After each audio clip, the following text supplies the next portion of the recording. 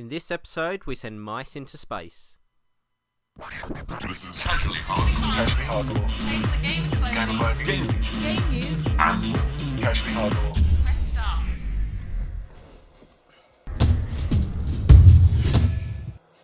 Hi there, I'm Mark. Welcome to tonight's episode of Retro Gaming Night. We're looking at Chu Chu Rocket on the Sega Dreamcast here. So basically this is a very simple puzzle game where you have to take mice and put them into rockets to save them from the evil cats. But it gets a little bit more complex than that. But before we actually go into how the game actually plays, this game is actually pretty iconic for one reason, which is it was pretty much the first game to offer online play on a console. So we'd already seen online games before on the N64 and the Sega Saturn. They weren't really commercial games, they were like one-to-one playing. But this allowed you to play against 6 billion players, as the advertising in Europe said. But basically you could play against any Dreamcast owner who owned this game. So what you did is you just went down to network down here and you dialed up, you joined the game, and then you could battle other people online. But we'll talk about that in a little bit more detail once we've actually played through the game. So here you have your help at the very top here, just to explain the game. You've got a 4-player battle, which is you and 3 of your mates sitting on the sofa, all battling on a single screen. Team battles 2 on 2, a stage challenge, which means you get different stages to complete. Puzzles, which are actually really fun. So basically you're given a map and a limited amount of squares to use to get around to complete the level. You can actually make your own puzzles as well. And then, like I say, you've got the network and home page, which doesn't exist anymore.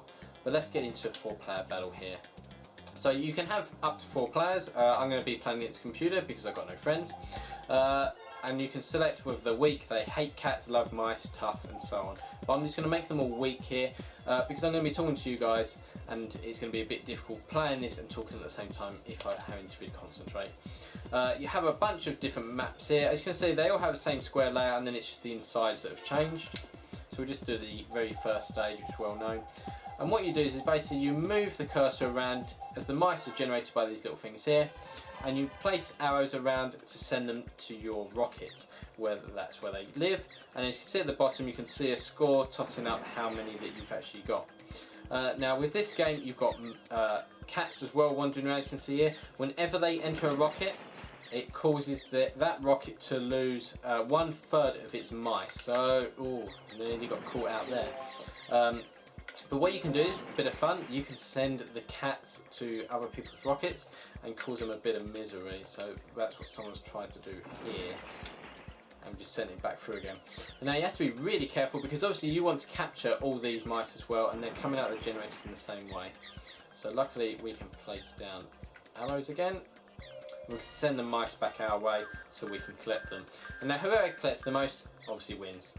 And as you see, the computer sneakily tried to divert the mice away from my rocket into its, and that's where this game becomes pure hectic fun. Because you are trying to capture all the mice like I've just done there, while they're trying to divert the mice away from you and send you cats. And it becomes pretty tough at the higher levels. And against mates, it is pure fun. You know, it is a game where you are constantly changing positions. You do not stay first for long. As soon as people know you're first, they gang up on you and they're going to send mice, cats your way and send mice their way. And you have to really watch out of this game because it is constantly changing things. So everything is constantly moving around and constantly changing. You've got cat maze constantly. You have to be really careful and watch out that no one's sending things your way that you don't want. Now as you place arrows down, you can place 3 arrows down at a time.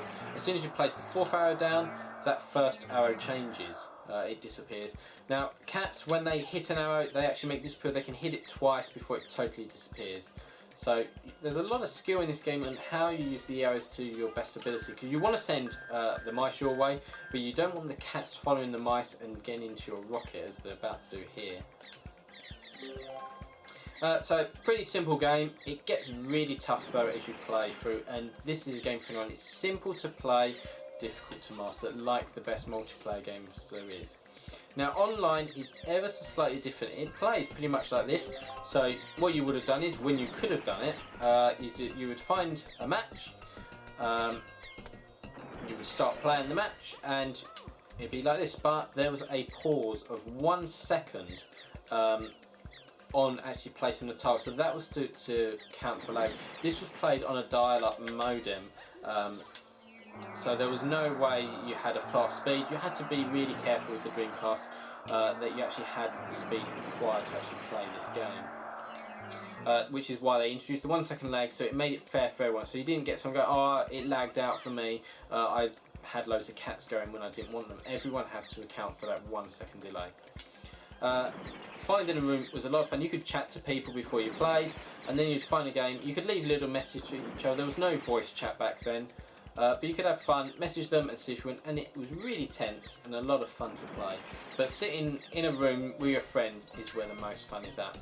So if you want to get this game, Dreamcast is the obvious place to get it. It also came out on iOS as well. So as you can see there, won it, and it's a first to free. But yes, it came out on iOS. iOS is actually really good. So that actually has online play. They've removed the lag, I believe, on that, but it has a huge puzzle mode. So we're actually going to skip out of this because all the rounds are pretty similar. They just changed the layout of the levels. So you can see here, they start at the top and they'll work their way down, and down the bottom there you can see there's a hole, so you lose everything entirely. So you can send the cats and the mice there if you want to. But let's put out and just show you a quick puzzle mode, because that is really fun as well. So basically, select the stage, so we're just going to select this stage.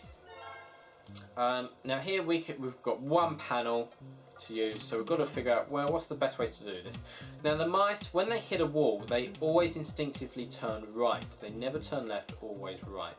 So if we place that one arrow there, and now we can push start to the R trigger to dash, so we can speed it up, and that's how we do the puzzle. So obviously that's a really simple puzzle there, and they get really difficult as you work your way through it.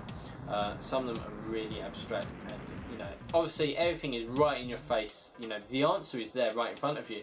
You've just got to find it. And you can make your own puzzles as well, which is a lot of fun. And on iOS you can share those puzzles, and there's a load of DLC as well that people have made, so you can have a lot of fun with that as well. So let's try this. That's probably in the wrong place because now the mice are just going to go around the edge, so we're just going to try that again. And obviously, and now I put it in the correct place with a puzzle. So this is a brilliant puzzle multiplayer game. You don't need to be good at this to play. You can have a lot of fun without being good, because it is so random at times. With skill you're going to win, but the course is always changing. The players are always screwing you over. It is a proper game of screwing over your friends, and that's what makes it so fun.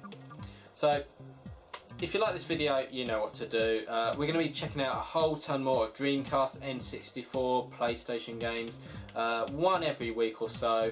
So do subscribe and get the latest videos, and we're going to have other features as well in the future. So until next time, stay casually hardcore. Did you enjoy that video? Then hit that like button. Why not subscribe as well and get the latest videos, news and competitions? Don't forget to check out casuallyhardcore.com, where you can buy hundreds of video game shirts and geek clothing, or make your own shirts with worldwide shipping also available. Until next time, stay casually hardcore.